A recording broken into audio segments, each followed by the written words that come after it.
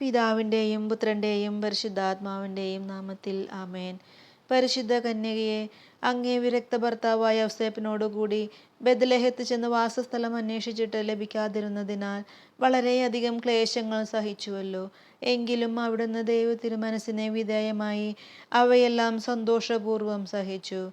ഞങ്ങളുടെ ജീവിതത്തിൽ ഉണ്ടാകുന്ന വിഷമതകളും അസൗകര്യങ്ങളും ക്ഷമാപൂർവം സഹിക്കുന്നതിന് അങ്ങയുടെ മാതൃക ഞങ്ങൾക്ക് പ്രചോദനമരുളട്ടെ. ആധുനിക ലോകം അവിടുത്തെ തിരുക്കുമാരനെ ജീവിതത്തിൻ്റെ വിവിധ മണ്ഡലങ്ങളിൽ നിന്ന് ബഹിഷ്കരിച്ചിരിക്കുകയാണല്ലോ. പ്രസ്തുത രംഗങ്ങളിലെല്ലാം അങ്ങേ തിരുക്കുമാരന് പ്രവേശനം നൽകുവാൻ അങ്ങു ഞങ്ങളെ പ്രാപ്തരാക്കണമേ.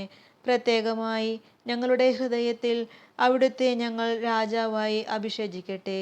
അങ്ങും അങ്ങേ ദിവ്യസുതനും ഞങ്ങളിൽ ഭരണം നടത്തണമേ. സുഹൃത ജപം. സ്വർഗരാജ്ഞി, ഞങ്ങളെ സ്വർഗീയ ഭാഗ്യത്തിന് അർഹമാക്കണമേ.